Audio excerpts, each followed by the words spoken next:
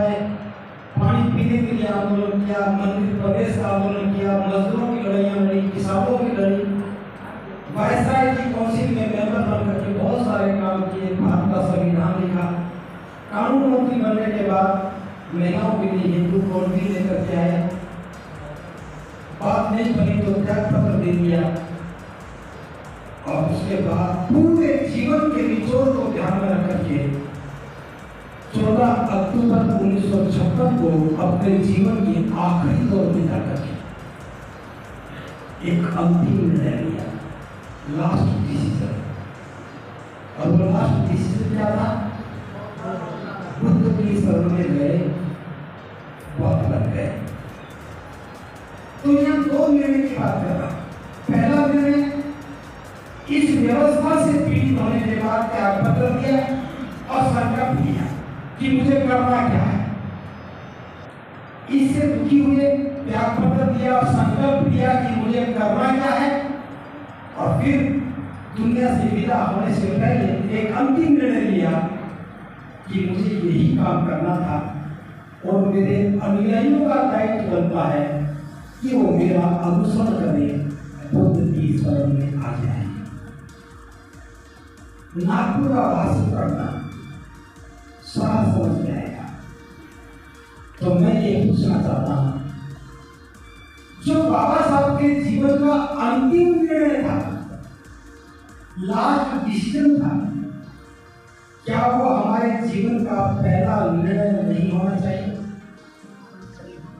जो बाबा साहब के जीवन का अंतिम फैसला था, क्या हमारे जीवन का वो पहला फैसला नहीं होना चाहिए? अगर सामाजिक काम करते हुए ये बात हमारी समझ में नहीं आई तो कौन समझाएगा? कौन समझाएगा? अगर हम बहुत बन जाते, बाबा साहब की बात को मानकर हम बहुत बन जाते, तब क्या होता? क्या पौधों में जाति होती है? हम बहुत बनते तो जाति खत्म हो जाती।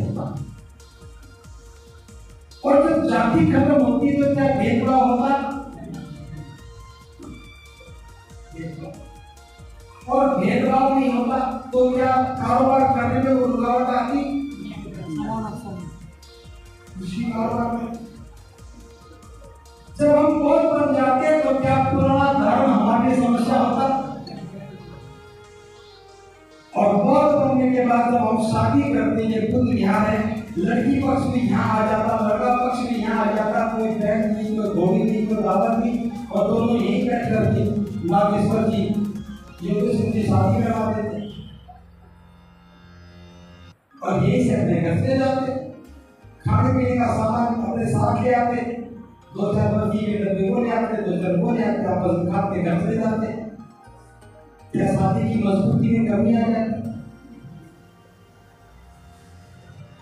क्या हमारी आर्थिक समस्या का समाधान नहीं होता?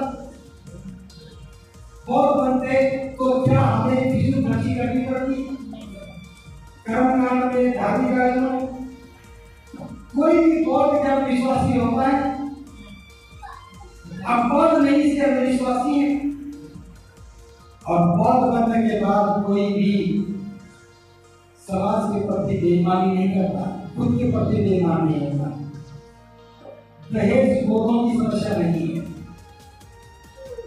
और जो स्वाभिमानी लोग होते हैं, जब हम किसी के कर्जदार नहीं है, किसी के खेत में काम करने नहीं जाते हैं, तो फिर हम जुल्म कौन करेगा? जुल्म गरीब पर होता है, जुल्म गुलाम पर होता है, और शोषण भी उसी का होता है जो कर्जदार होता है। हम अपने नौजवानों को कर्ज मुक्त करते, हम अपने परिवारों को कर्ज मुक्त करते, और हमारे समाज की कोई भी बहन बेटी, कोई महिला किसी के खेत में काम नहीं करती, तो क्या शोषण होता है? महिलाओं के साथ जुल्म भी नहीं होता।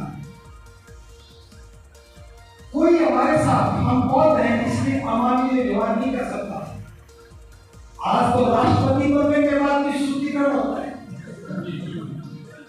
उसके बड़े आप बन सकते हो क्या? देश का राष्ट्रपति मंदिर में नहीं जा सकता और आप पता नहीं क्या उंगली पाल के बैठे। ये बात अभी तक समझ में नहीं आई फिर आपको क्या दोष? आप तो राष्ट्रपति ही नहीं है, देश के राष्ट्रपति को समझना नहीं आती, मुख्यमंत्री को नहीं आती, तो ये समझ में नहीं आ रही क्योंकि हम उस समझ के द्वार नहीं खोले। सम्मान मिल जाता अगर बहुत बन जाते हो। हमारे अंदर महिलाओं में, परिवार में ऐश्वर्या का वातावरण नहीं रहता और कोई भी फोटो को पागल नहीं करता। मेरे को कोई पागल कहता है क्या? मेरी तो पहचान ही अलग से है। अगर मुझे पागल कहते तो मेरी बात सुनने के लिए आते। समझदार होना पागलपन नहीं है, पागलपन क्या है? एक नासमझ आदमी दूसरे को समझाने की कोशिश करता है, ये पागलपन है। समझ में आया नहीं है?